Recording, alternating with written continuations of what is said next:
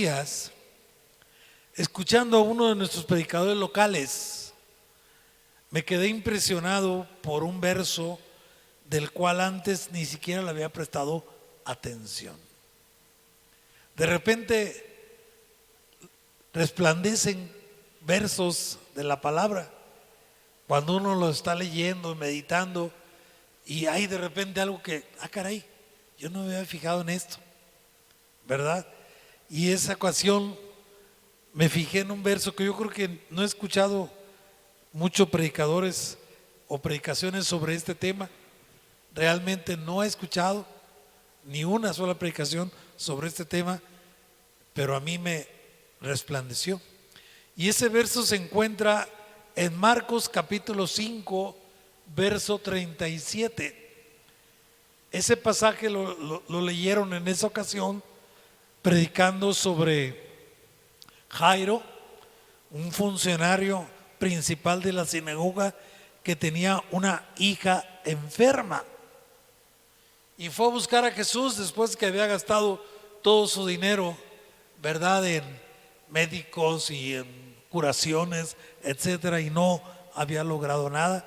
Así que su último recurso fue ir a buscar a Jesús. Y Jesús fue. No les voy a predicar sobre el tema de cómo Jesús sanó a esta niña, ¿verdad?, y la levantó de prácticamente de la muerte. Lo que me resplandeció fue ese verso 37 que dice, ¿verdad?, que Jesús, después de que llegó a la casa del principal de la sinagoga, no permitió que le siguiese nadie, sino Pedro, Jacobo y Juan, hermano de Jacobo. Pedro, Jacobo y Juan. No permitió que le siguiese nadie, sino Pedro, Jacobo y Juan. Y yo me quedé viendo ese verso y dije, caray, ya me acuerdo que en otras ocasiones se menciona también a este grupito. Y los busqué en la Biblia, hermano. Marcos capítulo 9, verso 2. Marcos 9, 2. Dice aquí, 6 días después, Jesús tomó a Pedro, a Jacobo y a Juan y los llevó aparte solos a un monte alto y se transfiguró delante de ellos. Los llevó a un monte alto. ¿A quiénes?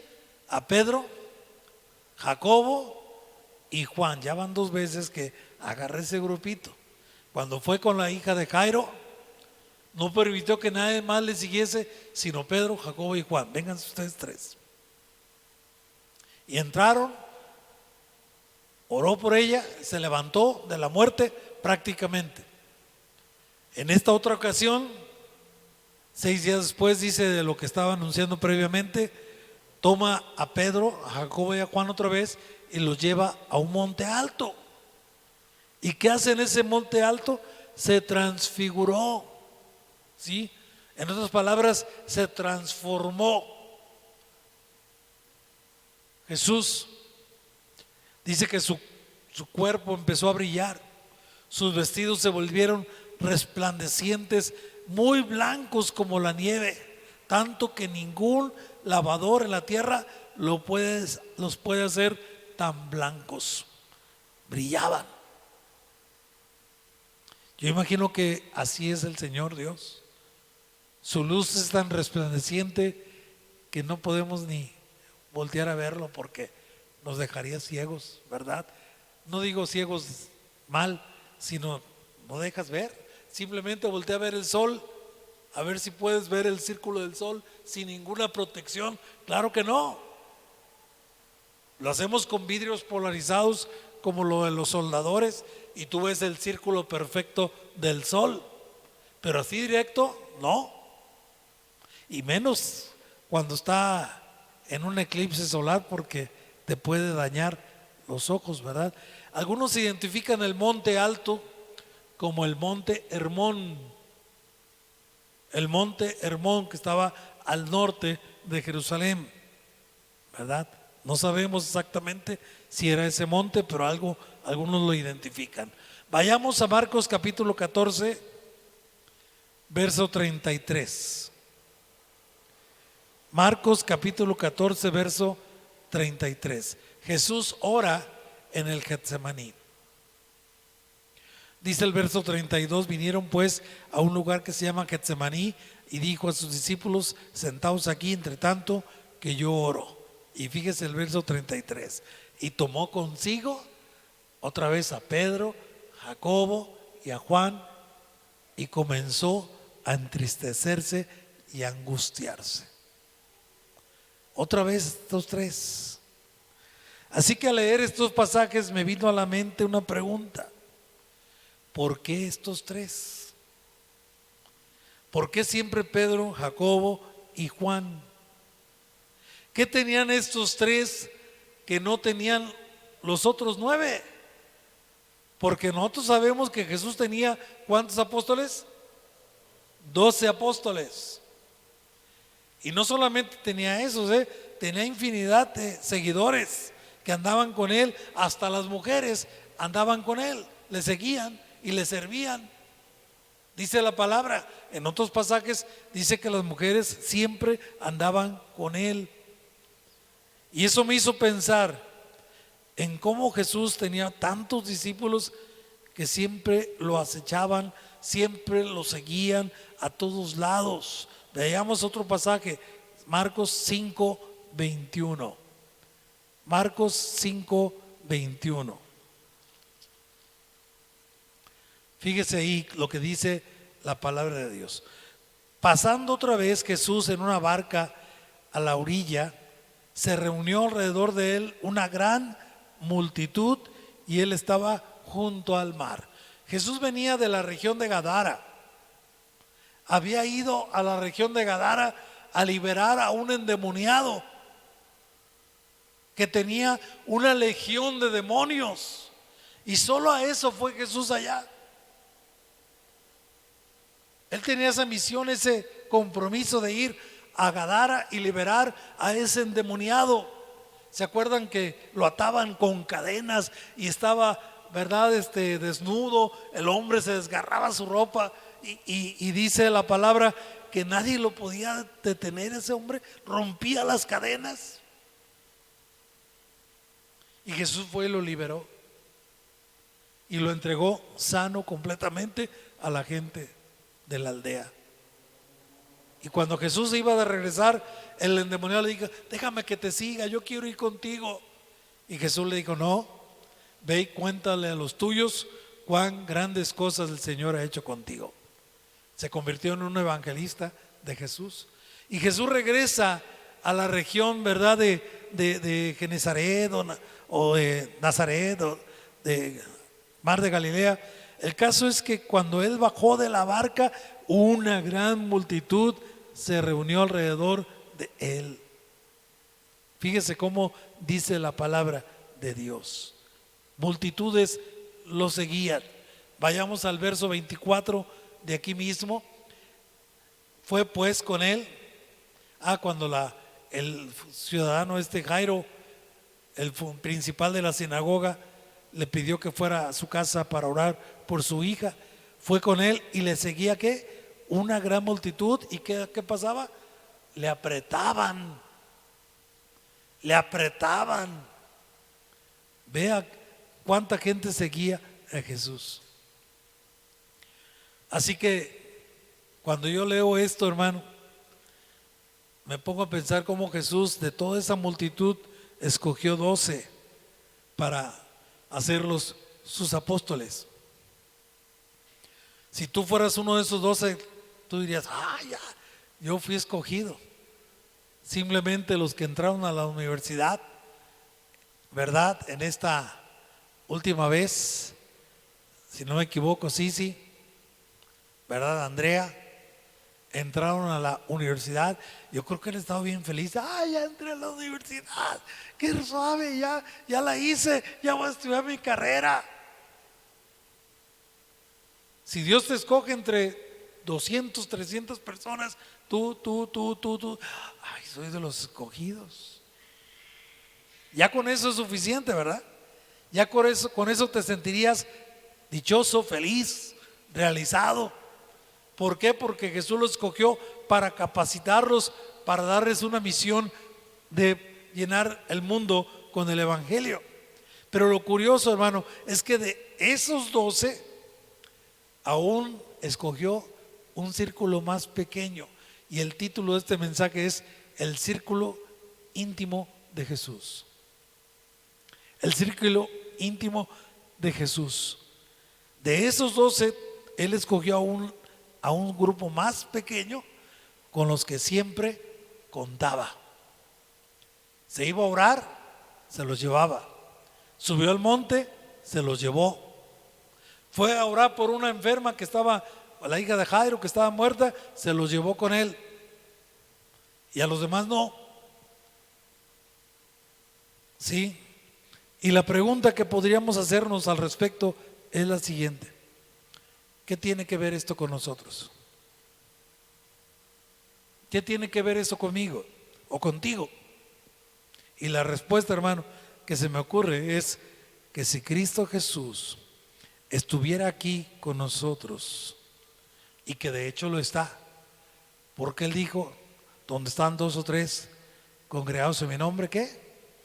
Ahí estoy yo en medio de ellos. Entonces Jesús está aquí, ¿sí o no? Ok. Si Jesús está aquí con nosotros y necesitara de un círculo íntimo de discípulos, ¿a cuál de nosotros escogería? ¿A cuál de nosotros escogería? ¿Sí se pone a pensar en esto? ¿Verdad? ¿A cuál de nosotros escogería? Yo me pongo a pensar en eso, hermano. ¿Quién de nosotros seríamos parte de ese grupo pequeño?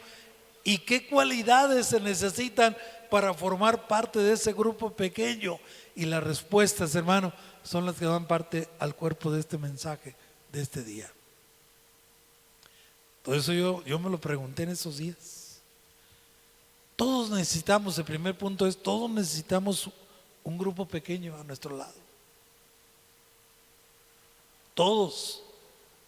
Yo creo que no hay ni uno de nosotros que no necesite un amigo íntimo o una amiga íntima con la que tú puedes contar, a la que le cuentas todos tus problemas, a la que les cuentas tus sueños, tus ideales, tus metas, tus proyectos, tus dificultades, tus desilusiones, ¿sí o no? ¿Verdad? Ay, mira, aquel muchacho me echó ojitos. Y ay, ¿a quién se lo cuentas? ¿Qué crees? Ay, no sé si será. Y qué terrible es cuando esa amiga, amigo, ¿verdad?, te echa de cabeza, ¿verdad? Es triste a veces. Pero todos necesitamos de un círculo pequeño a nuestro alrededor. Amigos a quien contarles nuestros problemas, nuestras frustraciones, nuestros ideales, nuestros sueños. Tal vez puede ser tu esposo, los que están casados, ¿verdad? Puede ser tu esposo o tu esposa. Qué bueno, si tu esposo o tu esposa se convierte en un amigo íntimo tuyo, qué bueno, a la que le puedes contar todo lo que tú tienes en tu corazón. Pero puede haber otro amigo, amiga, no sé quién, ¿verdad? Todos sabemos que es más fácil un grupo pequeño que un grupo grande. Cada cabeza es un mundo, por lo que si escuchamos a cada miembro de un grupo grande, nos podemos confundir o nos podemos volver locos y sería muy lento el asunto. Por ejemplo, vamos a pintar el templo de otro color. ¿Qué color se les antoja? No, hombre, olvídense, si les pregunto, aquí se hace un show, sería un arcoíris esto, ¿verdad? La bandera gay, de todos los colores. Qué bueno que no hacemos así, ¿verdad? Por eso tenemos una junta oficial de líderes que está compuesta por 10. Y aún así, se me hacen muchos, porque aún así En 10 son muchas las ideas, muchos los proyectos, muchos los planes, muchas las formas de ver las cosas. A veces hace falta un grupo más pequeño. Jesús tenía 12 apóstoles. ¿Por qué no nombró 50? ¿O por qué no nombró más? La mayoría de los que son maestros, aquí está Alma, que es maestra, saben por experiencia que es mucho más fácil atender a un grupo pequeño que a uno grande, ¿sí o no? ¿Verdad? Los que son maestros y que llegan su primer día de clase y tienen 40 alumnos, ay, 40 para calificar los exámenes, llenar boletas, hacer planes de trabajo para todos. ¿Se imagina? A comparación de tener 15 o 20 alumnos. No, pues está suave. 15 alumnos cualquiera los maneja. Yo fui supervisor de la vidriera Guadalajara. Manejé 10 años un grupo de 60 personas. 60, ¿se imagina? ¿Verdad? Y después fui supervisor en el INEGI, el Instituto Nacional de Estadística, Geografía e Informática, así se llama. Y manejé grupos de 15 personas. No, hombre, 15 personas con las manos en la bolsa, fácil. A 60, hermano, difícil, ¿verdad? Sé lo que es eso. Así que la mayoría de los maestros saben que es más fácil tener un grupo pequeño que un grupo grande. Se puede educar mejor a un grupo pequeño que a un grupo grande. Se les da más atención a un grupo pequeño que a un grupo grande. Pablo le dijo a Timoteo, segunda de Timoteo 2:2, le dice: lo que has oído de mí ante muchos testigos, esto encarga a hombres fieles que sean idóneos para enseñar también a otros. ¿Sí? Ok, Pablo le enseñó a Timoteo y ahora le dice a Timoteo: tú enséñale a otros hombres fieles. Aquí hay una cualidad muy interesante. ¿Hombres qué? Fieles, que sean idóneos para enseñar también a otros. ¿Sí? Esto es lo curioso, hermano, lo especial. Jesús necesitaba un grupo pequeño con el cual contar. Es difícil encontrar personas confiables. No se dan en maceta. Por lo que si encuentra usted una persona confiable, una persona, como dice Pablo aquí, fiel, que sea fiel a usted, a su amistad, a su compañerismo, que no lo eche de cabeza, que no lo acuse. Mire, entre los pastores se ha desatado una idea de que todo pastor debe tener un mentor y todo pastor debe ser mentor de otro. ¿Sí? Los pastores necesitan. ¿Sabe que los pastores son de las personas más solitarias que hay en la vida? Sí, es difícil confiarle a otro lo que pasa por tu mente y por tu corazón. Es muy difícil que un pastor suelte lo que hay en su corazón y en su mente. Y ahora como que están obligando a los pastores a tener un mentor o a buscar un mentoreado. ¿Sí? Y la pregunta es, ¿lo han hecho los pastores? Alguien dice, mi mentor es Cristo. Yo a Cristo le cuento todo y Él no me va a echar de cabeza. ¿Sí me entiende? Es que es difícil, hermano, encontrar gente confiable, gente idónea, gente fiel, gente sincera, gente que de veras va a ser tu amigo en las buenas o qué, o en las malas. Hay esposos o esposas que no tienen amigos. Sus únicos amigos son su esposa y su esposo, porque no saben a quién confiarle sus problemas, sus dificultades, sus cosas en la mente, ¿verdad?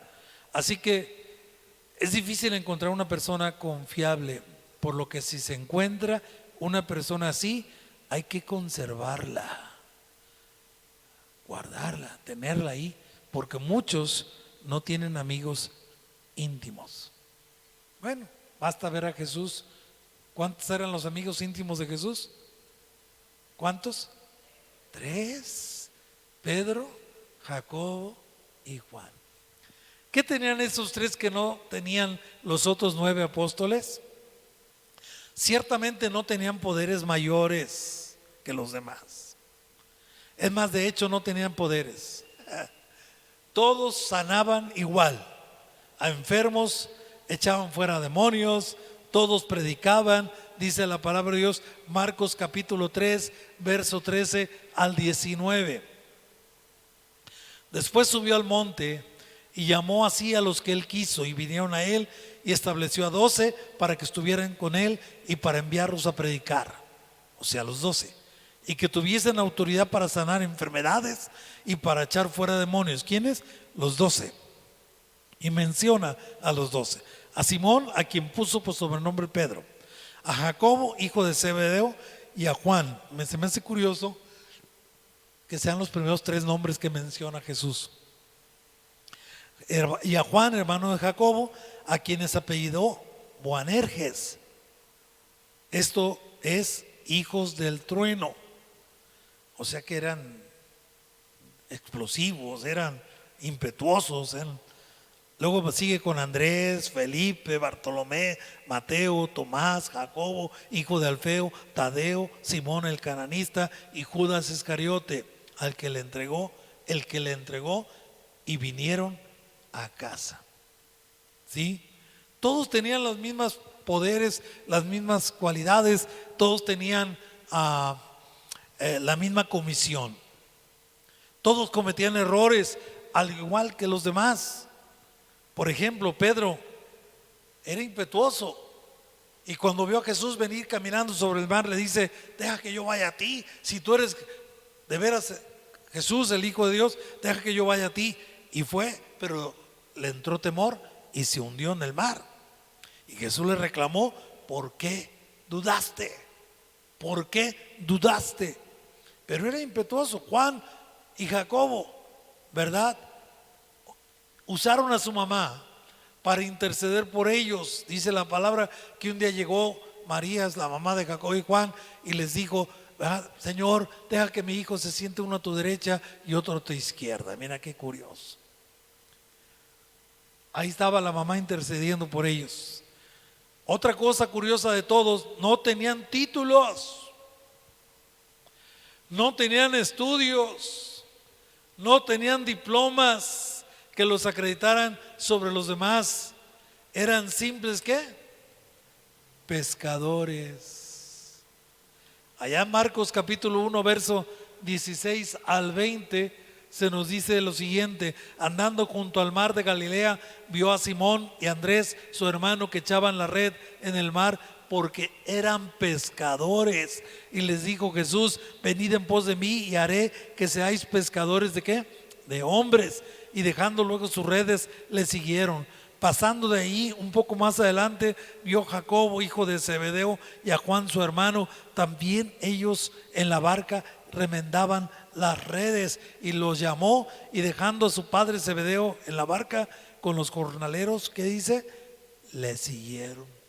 Eran pescadores. ¿Sabe usted que el evangelio de Marcos, dicen los eruditos, que es el evangelio de Pedro? Pero Pedro no sabía leer y escribir. Así que Pedro utilizó un secretario. ¿Quién cree que fue? Marcos. Juan Marcos, ese que corrió desnudo cuando arrestaron a Jesús, ese que fue con Pablo y Silas, o Pablo y Bernabé al primer viaje misionero, y que luego se echó para atrás. Ese Juan Marcos fue el escribano de Pedro. Dicen los eruditos que el primer evangelio en ser escrito fue el de Marcos, o en otras palabras, el de Pedro, y que de ahí se basó Mateo y Lucas para escribir su evangelio.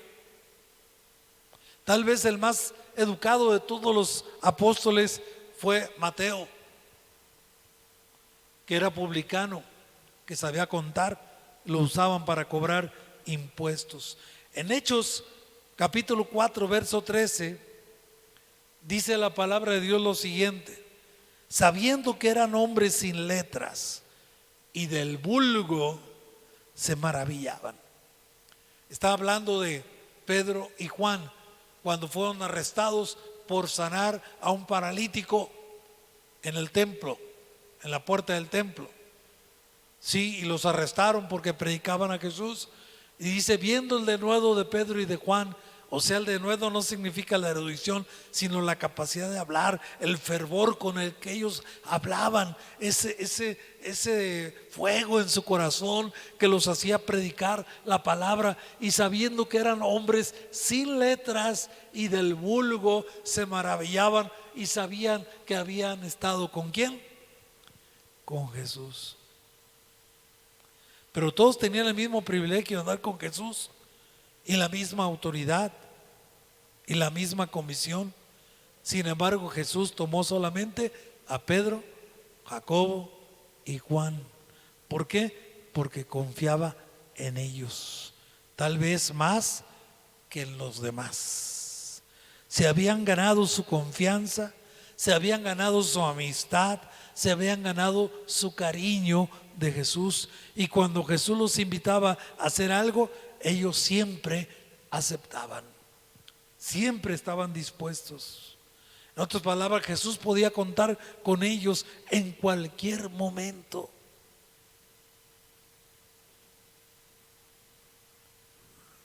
Grábese esto de la mente, hermano. Cierta ocasión Jesús les preguntó a todos sus apóstoles: ¿quién dicen los hombres que es el Hijo del Hombre? Allá Mateo 16, verso 13 al 17. Y ellos que contestaron, unos dicen que Juan el Bautista, otros dicen que eres Elías, otros dicen que eres Jeremías o alguno de los otros profetas. Y luego les pregunta: ¿y vosotros quién decís que soy yo? O sea, ¿ustedes qué piensan de mí? Y el que habló primero, ¿quién fue? ¿Quién fue el que habló primero? ¿Bernabé? ¿Quién? Pedro. Él dijo: tú eres el Cristo, el Hijo del Dios viviente.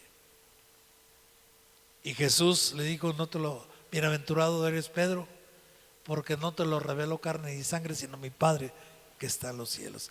En otra ocasión, ¿verdad? Ese ya lo dije hace rato, por lo tanto no lo vamos a buscar. Caminando Jesús con Pedro, no es cierto, es otro pasaje diferente. Juan 21, verso 20 al 22. Juan 21, verso 20 al 22. Caminando Jesús con Pedro después de restaurarlo, después de su restauración. ¿Se acuerda que Pedro le negó a Jesús 3 veces? Después de que Jesús resucitó, lo llamó aparte y empezó a restaurarlo. 3 veces le dijo: Pedro, ¿me amas? Y otra vez: Pedro, ¿me amas? Y Pedro: Señor, tú sabes que yo te amo, perdón, Señor, tú sabes, ¿verdad? Y se lo va llevando Jesús: ¿me amas realmente, Pedro? Tus palabras, ¿puedo confiar en ti realmente? ¿Ya me traicionaste una vez?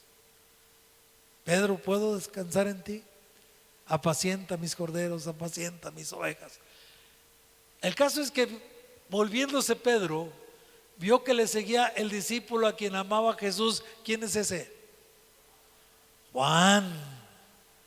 Vio que le seguía el discípulo a quien amaba a Jesús, el mismo que en la cena se había recostado al lado de él y le había dicho: Señor, ¿quién es el que te ha de entregar? Síguele, por favor.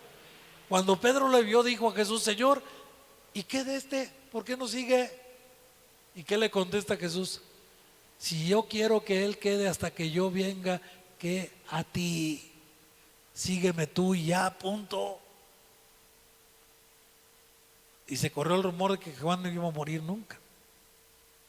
Realmente fue uno de los últimos en morir. Él permaneció vivo hasta el año 90 y tantos después de Cristo, casi al final del siglo. ¿Sí? Si yo quiero que él quede hasta que yo venga a ti, ¿qué? Tú cálmate. no te enojes, ¿sí? En otras palabras, en ellos había disponibilidad, en ellos había acción, en ellos había entrega, en ellos había disposición a servir al Señor.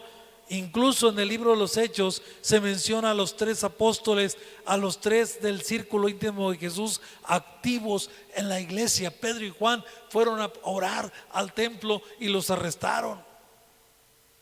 Más adelante, ¿verdad? Santiago, vemos a Santiago como el líder principal de la iglesia en Jerusalén, al cual Herodes mandó matar.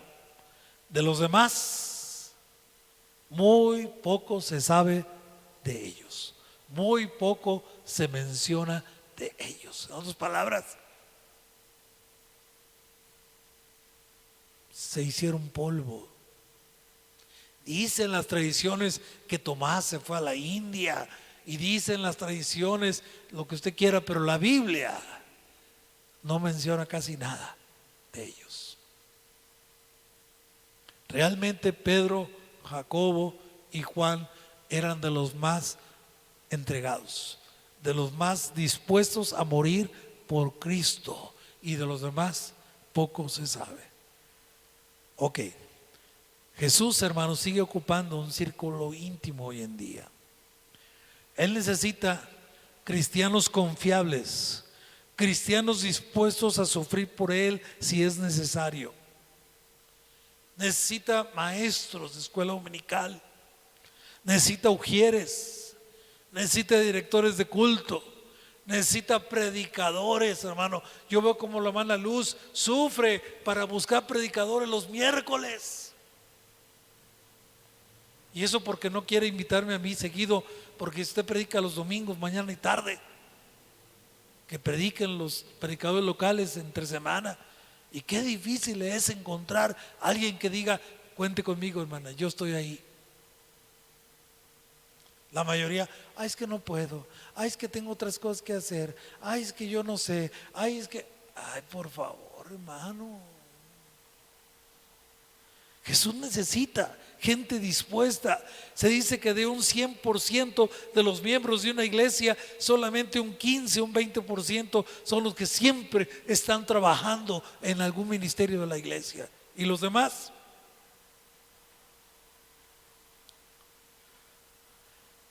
Él no exige títulos, Él no exige estudios específicos a fin de servirle. Lo que busca son corazones dispuestos, gente confiable, como Isaías. Cuando él tuvo una revelación de Dios, Isaías le dice: heme aquí, envíame a mí. ¿A quién enviaré?, pregunta Dios. ¿Quién irá por nosotros? Isaías luego dice: envíame a mí, heme aquí, envíame a mí. Me acuerdo cuando yo fui superintendente de distrito, hermano, y aquí delante de ustedes, con lágrimas en los ojos, yo les decía: necesito pastores, no sé a quién mandar, ¿dónde hay pastores que puedan ir? Y se levanta la mano Lidia Espinosa, una mujer mayor, adulta, que ya cualquiera lo hubiera jubilado por la edad.